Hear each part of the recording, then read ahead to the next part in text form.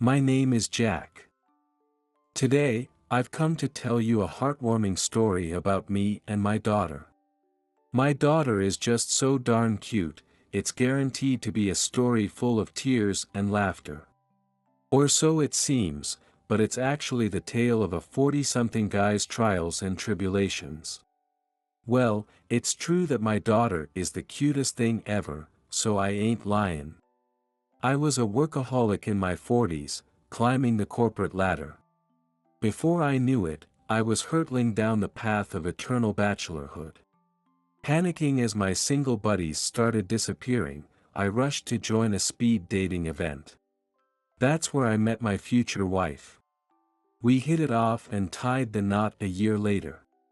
Looking back now though, I realize she had it all planned from the start. Her evil scheme to turn me into her cash cow. My wife Helen was a bit younger than me, with a pure and innocent vibe.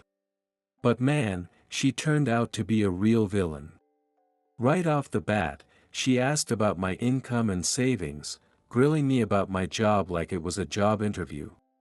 On top of that, she wanted to know if my parents were still around, and if not, what kind of inheritance I got and how much. She fired off questions with the intensity of someone taking notes. It was my first time at a speed dating event. Thinking this was normal in the dating scene, I blabbed everything to her. Sure, I noticed other folks weren't being asked that stuff, but I didn't think my future wife was trouble. In other words, I didn't realize how messed up she was until we got divorced. My wife seemed particularly interested in the fact that my parents had passed and I inherited a house. She was all over the fact that it was a newly renovated single-family home in a prime NYC location. Apparently satisfied with my answers, she said as we parted ways, "Jack, you're so handsome, funny and wonderful. I bet I'd be so happy dating you. I want to build a warm, loving home together in that beautiful house of yours." A guy with a low love life aptitude score like me was bound to fall head over heels for that. And so, we started our newlywed life in this beautiful home. My wife must have really loved the house, 'cause she was bragging about it to all her friends. She was putting a lot of effort into the interior, buying in all kinds of furniture. I was shocked when she bought a $5,000 sofa though. By the way, my wife had quit her job at some point, so I was the one forking over the dough. My wife quit the job she had and became a housewife. Said it was for trying to get pregnant or something. I guess since she was over 35, she figured it was best to start early if she wanted kids. Well, I wanted kids too, so we started trying right after getting hitched. Maybe thanks to that, my wife got knocked up in less than 6 months. I spared no expense and gave my all to support my wife through her geriatric pregnancy. And then, our daughter, rumored to be the cutest in the world, was born. The feeling of holding my newborn daughter for the first time is something I'll probably never forget. I couldn't help but tear up. That's how happy I was, and I was truly grateful to my wife for giving birth to our daughter. And I couldn't wait to start our life as a family of 3. After the birth, if you asked me if my wife and I were lovey-dovey, I'd say no, but I did love my wife. So even though it was embarrassing, I'd try to get physical with my wife. But she'd refuse, saying, "Sorry. I'm just so tired from taking care of our daughter." It stayed the same even after our daughter was 6 months old. I never heard a single, "I love you," from my wife. But I didn't mind. 'Cause my wife was a good wife. She was perfect at housework and cooking, and great at raising our kid. So I never thought I'd drawn the short straw with my wife. But about half a year after our daughter was born, things started to change little by little. First off, she started wearing flashy makeup and revealing clothes, even at home. She said, "I wanna stay a woman even though I'm a mom."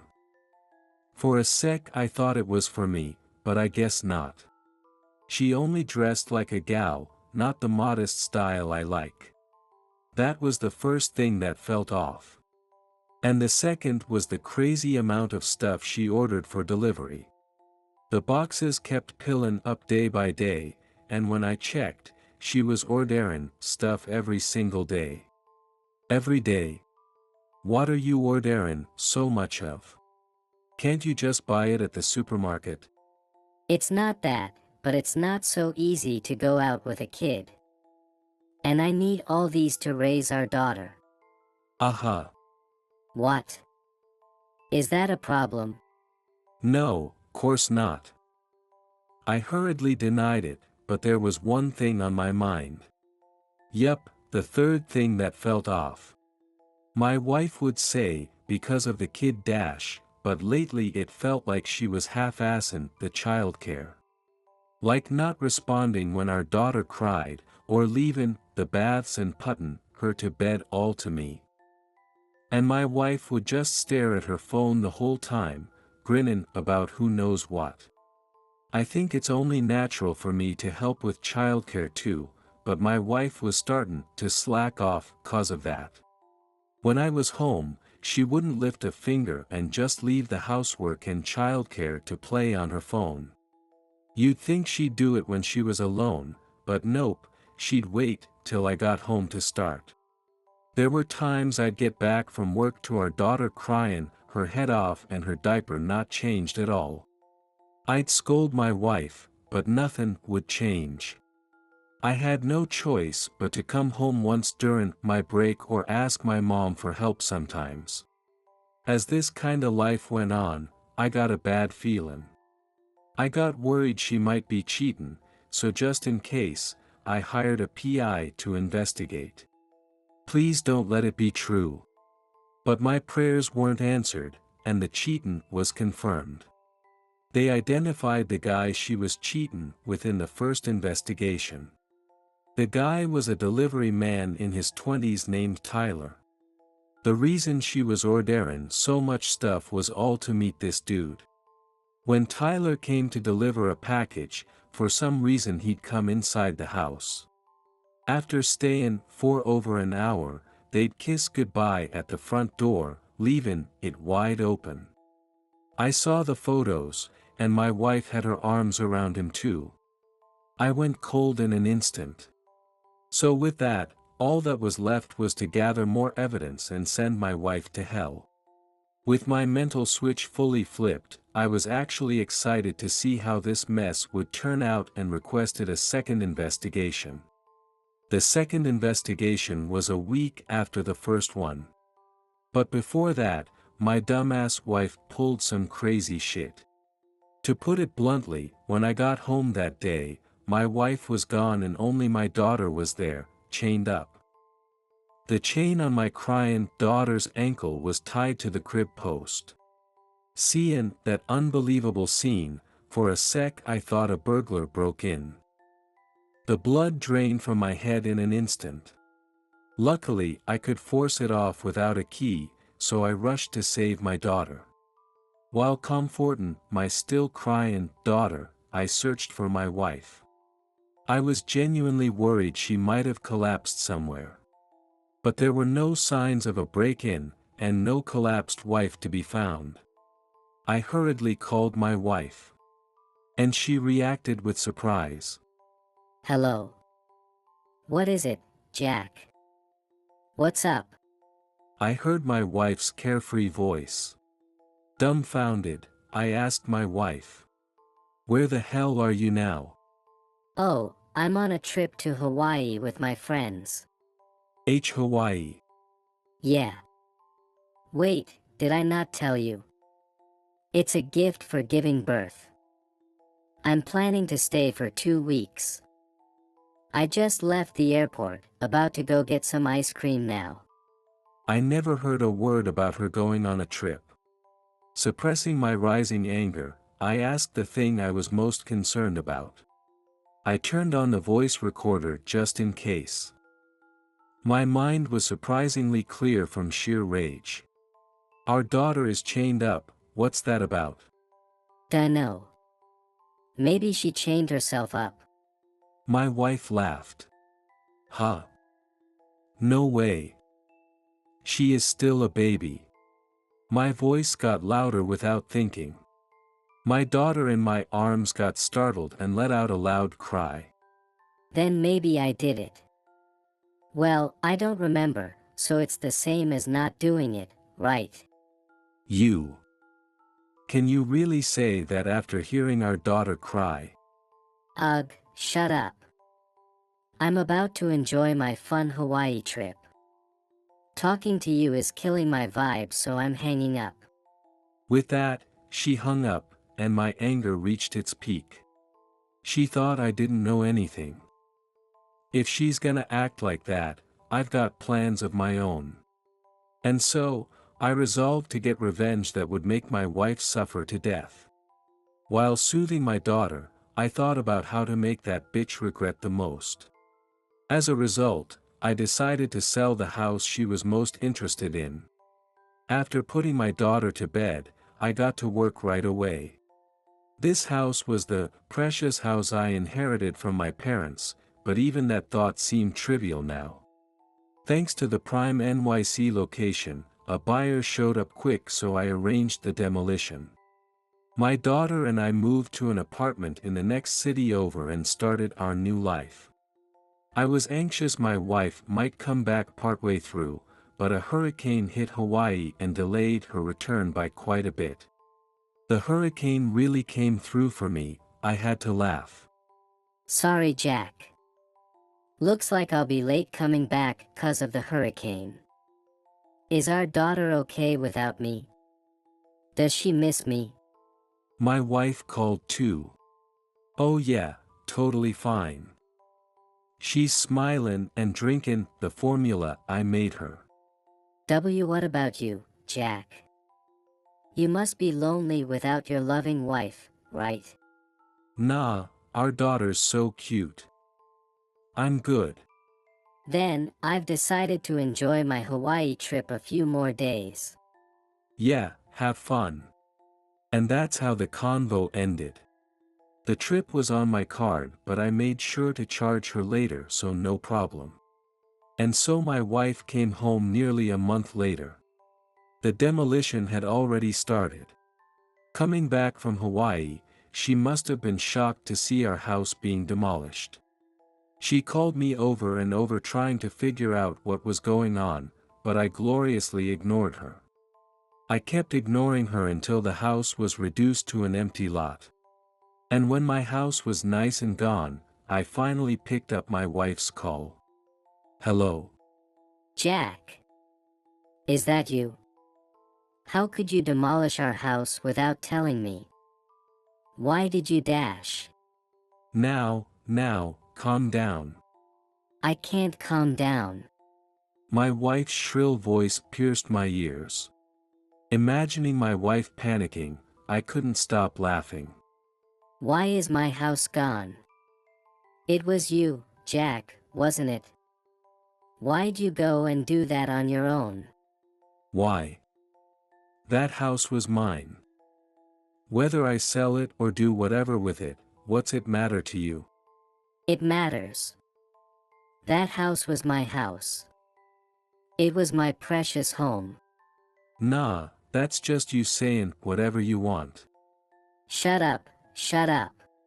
My wife was just screaming her head off in anger at this point. Look, no matter what you say now, it's pointless. I already sold that house, so it ain't mine anymore. They're already getting ready to build the next house there.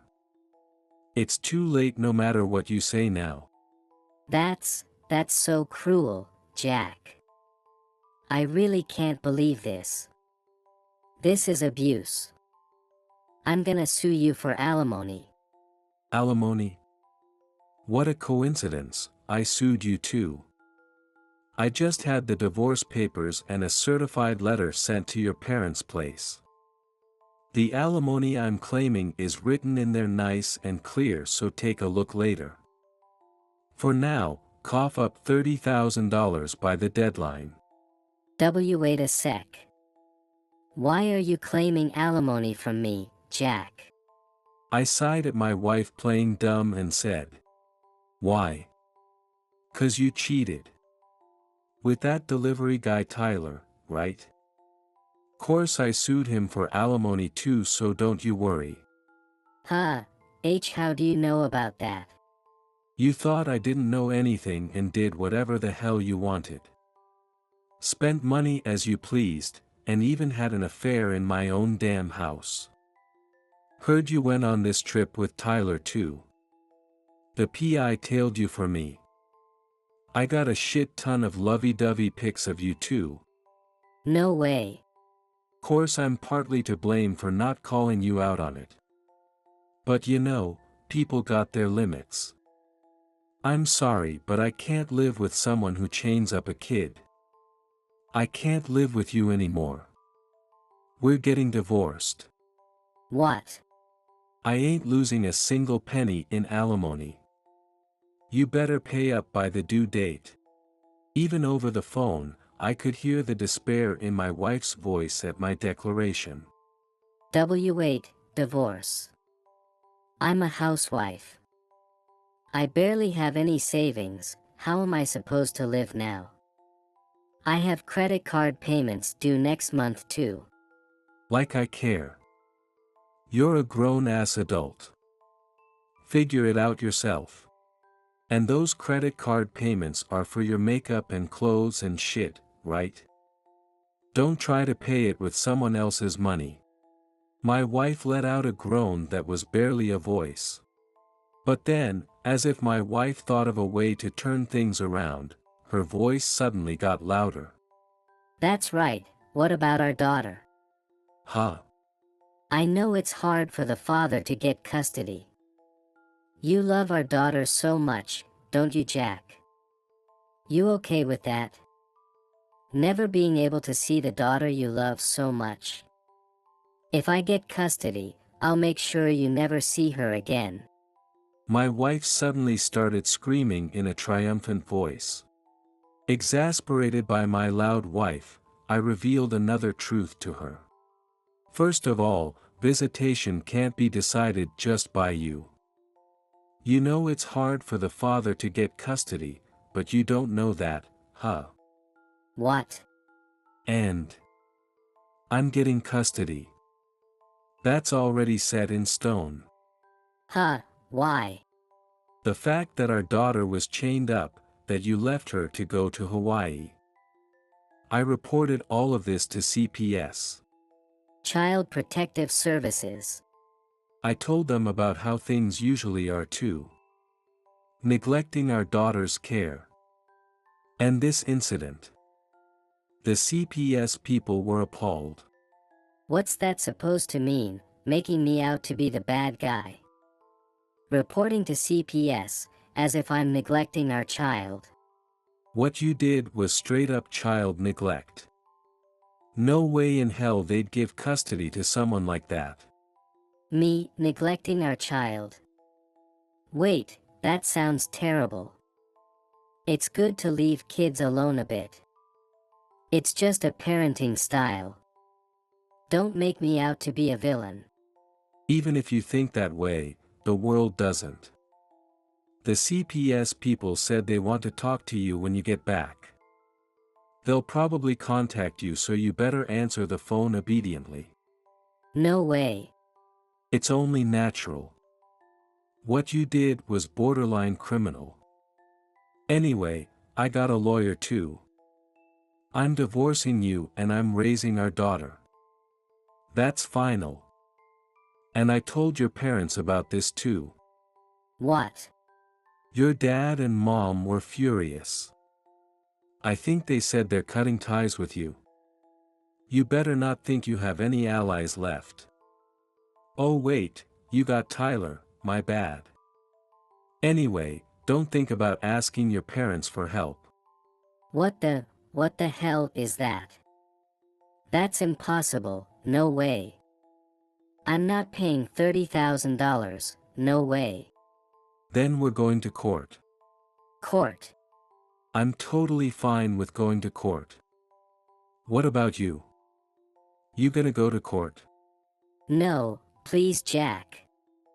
Please don't divorce me. I wanna start over with you. As she gradually realized how bad things were, my wife's voice turned to crying. She finally realized the gravity of what she did, but it was too late. Absolutely not. Don't ever have anything to do with me and my daughter ever again. And so my revenge was complete. My divorce with my wife was finalized. In the end, my wife couldn't pay the alimony, so she cried to her parents. Her kind parents agreed to pay the alimony for her, on the condition that she definitely pay them back by working. I guess my wife reflected on her actions, 'cause I hear she's working herself to death now. Well, I do hope she can be a parent she's not ashamed of if our daughter ever wants to see her someday. Tyler took out a loan to pay the alimony. But this incident got out to his company and he got fired, so now he's a part-timer. I heard my wife and Tyler broke up, but well, that's got nothing to do with me. My daughter is growing up healthy and just turned 1. I'd hate for there to be any negative effects 'cause of my wife, but so far she seems alright. Oh, and get this, she finally said "Dada" the other day. I was so damn happy, I couldn't help but cry. She's so cute, I can't stand it. Daddy's gonna protect his daughter for life. I went through so much hardship 'cause I chose the wrong wife, but the one thing I'm grateful to my wife for is letting me meet my daughter.